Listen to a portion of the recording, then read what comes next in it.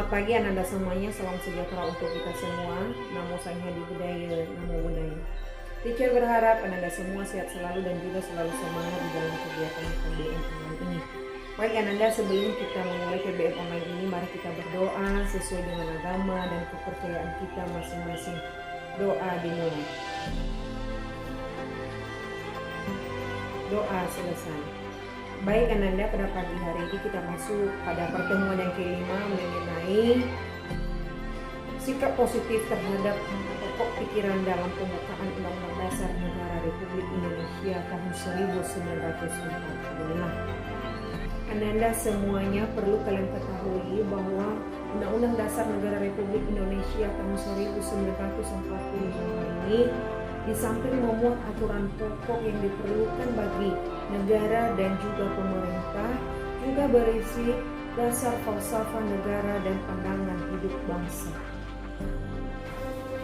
Jadi dasar falsafah bangsa dan pandangan hidup bangsa tersebut telah berakar dan tumbuh berabad-abad dalam kalbu dan sejarah bangsa Indonesia, dan juga telah diuji melalui perjuangan yang sangat panjang dan pengorbanan. Maka dari itu sudah menjadi tugas kita, termasuk Ananda semuanya sebagai pelajar dan juga generasi bangsa, untuk mempertahankan pokok-pokok pikiran dalam pembukaan Undang-Undang Dasar Negara Republik Indonesia tahun 1945. Sehingga tidak hanya menjadi rangkaian kata-kata luhur tanpa menjadi pegangan hidup dalam kehidupan bermasyarakat, berbangsa, dan bernegara. Untuk mempertahankan pokok-pokok pikiran dalam pembukaan Undang-Undang Dasar Negara Republik Indonesia tahun 1945 tidak hanya dilakukan dengan tidak merubahnya, tetapi jauh lebih penting adalah mewujudkan pokok-pokok pikiran dalam pembukaan Undang-Undang Dasar Negara Republik Indonesia tahun 1945 dalam kehidupan bermasyarakat, berbangsa, dan bernegara. Perlu Anda tahu bahwa di setiap lembaga negara, lembaga masyarakat, dan warga negara wajib memperjuangkan pokok-pokok pikiran tersebut menjadi kenyataan. Berikut contoh-contoh sikap positif terhadap pokok-pokok pikiran dalam pembukaan Undang-Undang Dasar Negara Republik Indonesia tahun 1945. Pokok pikiran pertama adalah persatuan. Contohnya dalam lingkungan keluarga. Yang pertama, rukun dalam keluarga dan saling tolong-menolong. Yang kedua, di lingkungan sekolah, ikut serta dalam mengerjakan tugas kelompok. Contoh yang kedua, tidak membeda-bedakan teman. Contoh yang ketiga, saling menghormati antar warga sekolah. Yang ketiga, di dalam lingkungan masyarakat, ikut serta dalam kerja bakti di lingkungan. Contoh yang kedua, menghormati tetangga dan lain sebagainya. Selanjutnya, di lingkungan berbangsa dan bernegara. Contohnya, menggunakan bahasa Indonesia yang benar dan baik. Contoh yang kedua, tidak membeda-bedakan ras, suku, dan agama. Contoh yang ketiga, ikut memajukan kesejahteraan bangsa dan mentaati peraturan negara. Selanjutnya, pokok pikiran yang kedua adalah keadilan sosial. Contohnya di lingkungan keluarga. Yang pertama, bersikap adil dalam anggota keluarga. Yang kedua, menjaga keseimbangan hak dan kewajiban. Contoh yang ketiga, menciptakan suasana keluarga yang harmonis. Selanjutnya di lingkungan sekolah. Contohnya, Guru tidak membeda-bedakan siswa. Yang kedua, bersikap adil kepada seluruh anggota sekolah. Contoh yang ketiga, tidak melakukan bullying. Selanjutnya, di lingkungan masyarakat.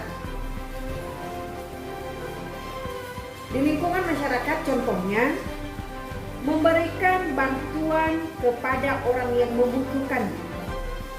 Contoh yang kedua, tidak membeda-bedakan masyarakat dan lain sebagainya.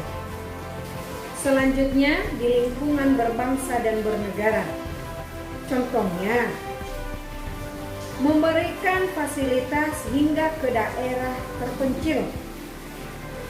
Contoh yang kedua, tidak membeda-bedakan warga masyarakat di saat memberikan bantuan. Dan contoh yang ketiga adalah tidak individualisme. Selanjutnya, pokok-pokok pikiran yang ketiga adalah kedaulatan rakyat. Contohnya di lingkungan keluarga. Yang pertama adalah menghargai pendapat anggota keluarga. Yang kedua, mengadakan musyawarah keluarga. Dan yang ketiga, memberikan kesempatan kepada anggota keluarga untuk memberikan pendapatnya. Yang kedua, di lingkungan sekolah. Contohnya, mengadakan musyawarah kelas. Contoh yang kedua, menghargai pendapat teman. Dan contoh yang ketiga adalah tidak membedakan teman. Selanjutnya, di lingkungan masyarakat. Contohnya, musyawarah dalam menyelesaikan masalah. Contoh yang kedua, tidak mencela orang lain dalam berpendapat. Dan contoh yang ketiga adalah tidak memaksa kehendak kepada orang lain. Selanjutnya, di lingkungan berbangsa dan bernegara. Contohnya, menjunjung tinggi harkat dan martabat negara. Contoh yang kedua, musyawarah dengan dipilih semangat kekeluargaan dan berbangsa. Contoh yang ketiga adalah melaksanakan hasil keputusan rapat negara. Selanjutnya, pokok pikiran yang keempat adalah ketuhanan. Contoh pokok pikiran yang keempat ini di lingkungan keluarga adalah melaksanakan ibadah bersama keluarga. Contoh yang kedua, mengingatkan anggota keluarga untuk beribadah. Dan contoh yang ketiga adalah menghormati antar anggota keluarga yang berbeda agama. Selanjutnya, di lingkungan sekolah.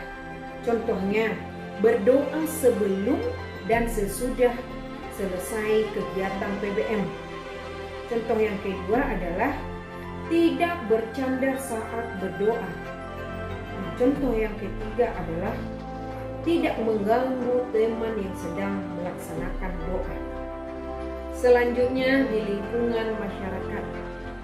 Contohnya, menjalin hidup rukun antar umat beragama. Contoh yang kedua adalah tidak memaksa orang lain masuk ke agama kita. Dan yang ketiga adalah menghargai atau menghormati upacara agama lain. Selanjutnya atau yang terakhir yaitu di lingkungan berbangsa dan bernegara. Contohnya melaksanakan kehidupan bernegara berlandaskan ketuhanan yang Maha Esa. Contoh yang kedua adalah memiliki kebebasan untuk memilih agama sesuai dengan undang-undang. Dan contoh yang ketiga adalah mengakui bahwa bangsa Indonesia adalah negara yang mempercayai adanya Tuhan yang Maha Esa.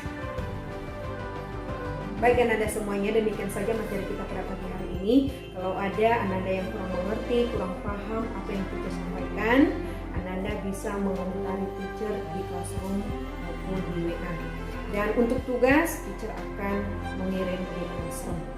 Baik Ananda, selamat pagi, salam sejahtera untuk kita semua.